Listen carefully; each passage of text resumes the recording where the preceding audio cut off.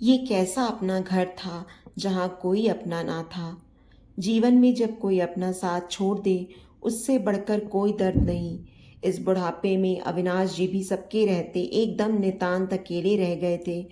पत्नी शुभा के देहांत के बाद से बेटे बहू ने एकदम सुध लेनी बंद कर दी थी और अब 4 दिन से बीमार भी थे। जैसे तैसे दवाई पर काम चला रहे थे। बेटा टूर पर गया था और रविवार होने की वजह से बहू और नन्हा पोता देर तक सो रहे थे। सुबह से कई बार चाय को आवाज लगा चुके थे पर कोई नहीं आया, तो किसी तरह कमजोर शरीर को घसीटते हुए रसोई घर तक गए और चीनी चाय पत्ती एक साथ ही डाल दिया। दूध शायद बहू लाना या मंगवाना भूल गई थी, इसलिए काली चाय ही लेकर बिस्तर पर बैठ गए। चाय की पहली कड़वी घूंट के साथ ही मन भी कड़वाहट से भर गया। पत्नी शुभा की याद बड़ी जोर से आई। कितनी अच्छी चाय बनाती थी वो। 4 साल पहले ही कैंसर से उनका देहांत हो गया था। तब से एकदम अकेले होकर रह गए थे। बेटी कनाडा में रहती थी। 4 साल में सिर्फ 2 बार आ पाई थी। बीच बीच में फोन पर हाल चाल पूछ लेती थी और इकलौता बेटा जैसे साथ रहकर भी साथ नहीं था। रोज 1-2 बार हाल चाल पूछ जाता, दवाई वगैरह लाकर रख जाता। इतने से ही अपने कर्तव्य की तीसरी समझ लेता था। अब जीवन संध्या में अविनाश जी को जीवन साथी की जरूरत बड़ी शिद्दत से महसूस हो रही थी। आज तो हद हो गई। बुखार होने के बावजूद दिन के लगभग 10 बजने को आए और ऊपर से कोई चाय भी पूछने नहीं आया। अपनी बेबसी पर लगभग रो पड़े अविनाश जी कि तभी मोबाइल बज उठा।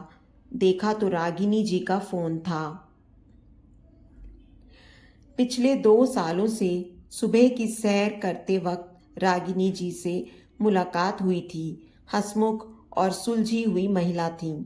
अपने वैधव्य का रोना ना रोकर जीवन को सकारात्मक रूप से जीने की इच्छा रखती थीं और अपने अनंत कष्टों के बीच भी यूं मुस्कुराती रहती जैसे कुछ हुआ ही ना हो। अविनाश जी उनसे बहुत प्रभावित थे।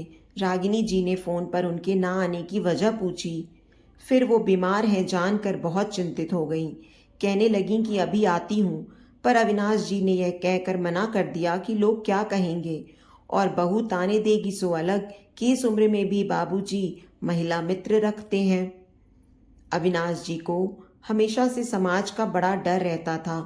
पत्नी शुभा से भी कई बार इस बात को लेकर बहस हो जाती थी कि इतने पैसे खर्च करके इस रिहायशी इलाके में घर लेने की क्या आवश्यकता थी, जबकि इतने पैसे की अगर बचत की जाए तो आगे चलकर काम आएंगे। पर अविनाश जी ने खुद का प्रभुत्व दिखाने को इतना आलीशान घर बनवा लिया था। पर ये कैसा अपना घर था जहां कोई अपना ना था। बहरहाल उस वक्त तो उन्होंने रागिनी जी को घर आने से मना कर दिया, पर बाद में मितभाषी और संवेदनशील रागिनी जी की बातों को देर तक याद कर अपनेपन के एहसास से खुश होते रहे। आज बुखार को 7वां दिन था। अविनाश जी बेहतर महसूस कर रहे थे। बेटा रोहित भी टूर से वापस आ चुका था। सुबह सुबह हालचाल पूछने को जब रागिनी जी का फोन आया, तब पता नहीं उन्हें कहाँ से जोश आ गया कि उन्होंने कह दिया कि वो आज सुबह की सैर को आ रहे हैं, सो रागिनी इंतजार करे। पता नहीं उनकी आवाज में कैसा अधिकार भाव था कि रागिनी जी एक पल को तो शर्मा गईं, फिर अपनेपन के एहसास से भीग गईं। खुद अविनाश जी को जैसे अपनी आवाज पर यकीन नहीं हो रहा था कि उन्होंने आज रागिनी जी से उस लहजे में बात की थी जिस लहजे में अपनी प्यारी पत्नी शुभा से किया करते थे। कदाचित इस बीमारी में अकेलेपन का एहसास उन्हें बुरी तरह कचोट गया था। शायद इसीलिए रागिनी को साधिकार बोल बैठे थे। रागिनी जी से बात करने के बाद वो जैसे एक निश्चय करके उठे। तैयार होकर अपने बगीचे में गए और अंजुरी भर रजनीगंधा के फूल तोड़ लाए। रजनीगंधा के फूल बहुत पसंद थे रागिनी जी को।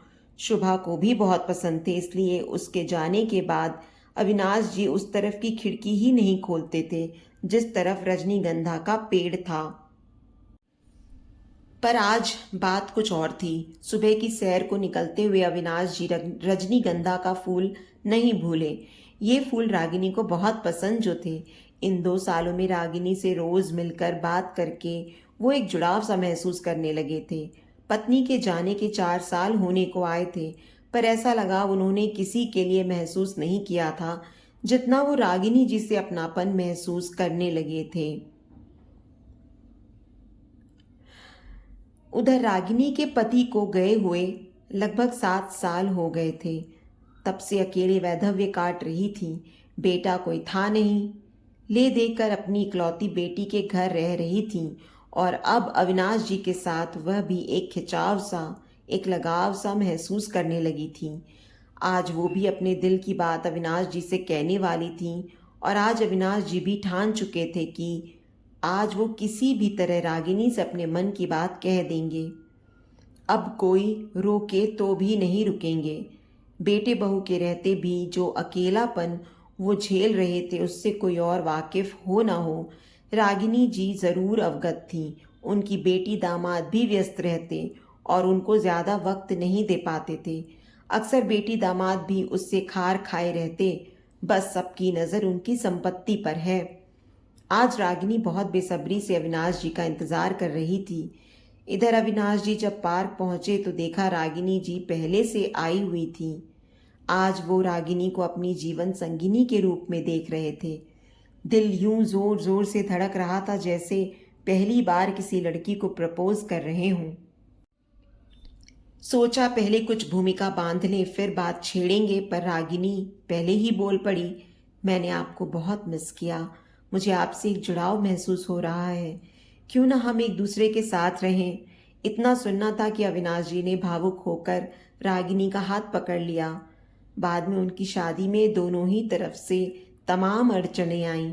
रागिनी जी की बेटी ने भी अच्छा खासा हंगामा खड़ा किया था। मूलतः तो वो इसलिए परेशान थी कि अब उसके बच्चों की मुफ्त में देखभाल कौन करेगा और माँ के गहनों पर भी उसकी नज़र थी। इधर अविनाश जी के बेटा बहू ने भी जमकर विरोध किया था। वो तो अच्छा था कि उनकी बेटी ने पूरा साथ दिया था। खैर उनकी शादी में मेहमान भले कम थे पर उनके बीच प्यार बहुत था। दोनों उम्र के इस पड़ाव पर जीवन साथी पाकर बहुत खुश थे। उस रात फिर रजनीगंधा के फूलों की खुशबू खिड़की से आ रही थी, पर आज अविनाश जी ने खींचकर खिड़की बंद नहीं की बल्कि देर तक रागिनी का हाथ पकड़कर बैठे रहे। निहारते रहे चांद को, महसूस करते रहे चांदनी को और निहारते रहे अपनी नई नवेली प्रियतमा को जो बिल्कुल नई दुल्हन सी सकुचा रही थी। वैधव्य के लिबास में उन्होंने रागिनी के चेहरे पर कभी ऐसी लालिमा तो देखी ही नहीं थी। प्यार किसी भी उम्र में हो, इंसान के चेहरे पर एक लावण्य जरूर ले आता है और इस अतरंग एहसास से दिल तक पहुंचती है खुशी की लहर जो आज अविनाश जी और रागिनी दोनों महसूस कर रहे थे। भले ही इस सुहागरात में 2 जवां शरीर का मिलन ना हुआ हो, 2 प्यार भरे दिल अवश्य मिल रहे थे। सुबह सुबह चाय की खुशबू से अविनाश जी की नींद खुली। आज देखा उन्होंने गौर से रागिनी को। सिंदूर लगा माथा, आलता लगे पैर और आंखों में प्यार का अथाह सागर। सिंदूर का रंग प्रेम और समर्पण से और भी गहरा हो जाता है, ये आज ही उन्होंने जाना था। समर्पण तो हृदय का हृदय से होता है, शरीर तो एक भूमिका मात्र निभाता है।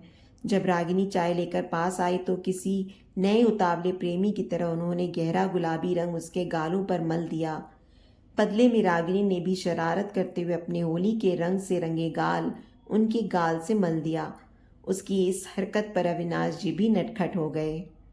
इन्हें देखकर कौन कह सकता था कि अब इनकी उम्र हो गई। प्यार इंसान को सदा जवां जो बनाए रखता है। ये थी एक नटखट होली। आज रागिनी को अपने वैधव्य के दिनों की कोई याद नहीं थी। वो जब भी अविनाश जी से कृतज्ञ होकर कहती, आपने मुझे सधवा बना दिया, तो वो हंसकर कहते, हम दोनों सधवा बन गए। सच में प्यार किसी भी उम्र में क्यों ना हो, इंसान को जीना ज़रूर सिखा देता है। तो दोस्तों, उम्मीद करती हूँ आपको आज की हमारी कहानी पसंद आई होगी। कहानी पसंद आई है तो वीडियो को लाइक करें, चैनल पर नए हैं तो चैनल को सब्सक्राइब करें और हाँ, नोटिफिकेशन बेल को ज़रूर दबाएं ताकि अगली अपडेट सबसे पहले आपको मिले।